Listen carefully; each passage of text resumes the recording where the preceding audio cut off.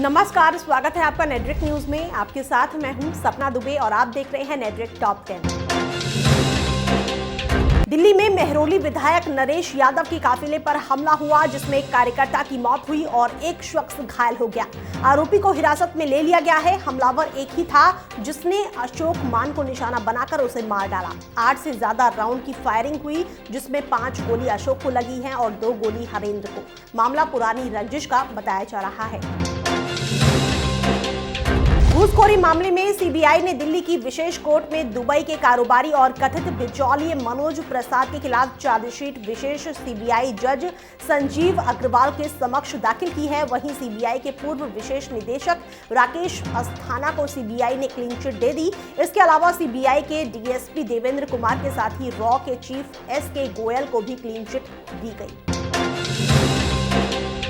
29 जनवरी को अलीगढ़ मुस्लिम विश्वविद्यालय में सीए के खिलाफ भड़काऊ भाषण देने के आरोप में गिरफ्तार हुए डॉक्टर कफील खान को आखिरकार 60,000 रुपए के जमानती बॉन्ड पर जमानत दी गई। साथ ही 60 हजार के 2 जमानती बॉन्ड भी लिए गए हैं। औपचारिकताएं पूरी होने के बाद कफील मथुरा जेल से रिहा कर दिए गए। कफील को 29 जनवरी को मुंबई से गिरफ्तार किया गया था।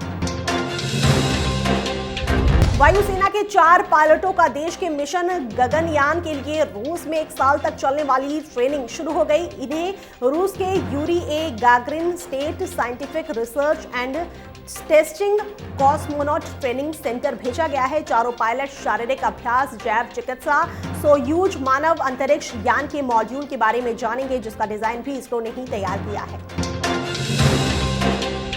रोहिंग्या शरणार्थियों की जल्द सुरक्षित घर वापसी पर भारत और बांग्लादेश मिलकर रास्ता निकालने की कोशिश में हैं। लोकसभा में केंद्रीय गृह राज्य मंत्री नित्यानंद राय ने बताया कि मंत्रालय को रिपोर्ट मिली है कि गैर कानूनी गतिविधियों में इनमें से कुछ रोहिंग्या शरणार्थी लगे हैं। केंद्र निर्देश देती रहती है कि राज्य सरकारें ऐसे तत्वों की पहचान करें और उनके खिलाफ कानून के तहत कार्रवाई करें।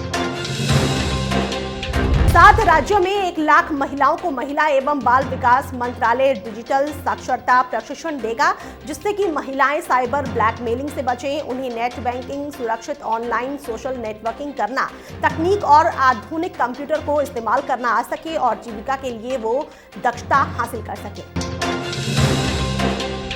5 लाख करोड़ रुपए के कारोबार के आंकड़े को 2019 से 20 की तीसरी तिमाही में सार्वजनिक क्षेत्र के सिंडिकेट बैंक ने छू लिया है। मौजूदा वित्त वर्ष की तीसरी तिमाही में 435 करोड़ रुपए बैंक का मुनाफा रहा। वहीं 108 करोड़ रुपए वित्तीय वर्ष 2018 से 19 की तीसरी तिमाही में रहा।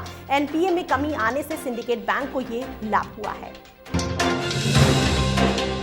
भगोड़े विजय माल्या के प्रत्यर्पण मामले में सुनवाई 3 दिनों तक लंदन हाईकोर्ट में चलेगी। लंदन की मजिस्ट्रेट कोर्ट ने दिसंबर 2018 में माल्या को ब्रिटेन से भारत को प्रत्यर्पित करने को कहा था। धोखाधड़ी और मनी लॉन्ड्रिंग के आरोपी माल्या ने हाईकोर्ट में इस फैसले को चुनौती दी है। मंगलवार को विजय माल्या ने मीडिया से कहा कि मैं यहां बस सुनने आया हूं, मैं इस केस पर कोई कमेंट नहीं कर सकता। पदोन्नति में आरक्षण को मौलिक अधिकार मानने से सुप्रीम कोर्ट ने इनकार कर दिया। अब कांग्रेस महासचिव प्रियंका गांधी वाड्रा ने कहा कि आरक्षण को बीजेपी खत्म करने की कोशिश में है, जिस पर बॉलीवुड अभिनेत्री पूजा बेदी ने ट्वीट कर कहा कि प्रिय प्रियंका गांधी, मुझे लगता है कि ये बहुत सकारात्मक है कि भाजपा कोटा सिस्टम और आरक्षण प्रणाली को खत्म करना चाहती है। ये आरक्षण प्रणाली हमेशा के लिए किसी को नहीं दी जा सकती। फ्रंट फुट नो बॉल तकनीक का इस्तेमाल पहली बार किसी वैश्विक टूर्नामेंट में किया जाएगा। ऑस्ट्रेलिया में होने वाले महिला T20 विश्व कप में आईसीसी इसे लागू करेगी। भारत और वेस्ट इंडीज में प्रयोग सफल रहने पर इसका इस्तेमाल करने का फैसला लिया गया। आईसीसी ने कहा कि फ्रंट फुट लैंडिंग पोजीशन पर तीसरा अंपायर हर गेंद के बाद नजर रखेगा। गेंद नो बॉल हुई तो वो मैदानी अंपायर को इसके बारे में बताएगा।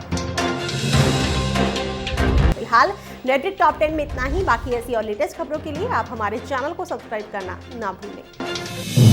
आप देख रहे हैं नेटवर्क न्यूज।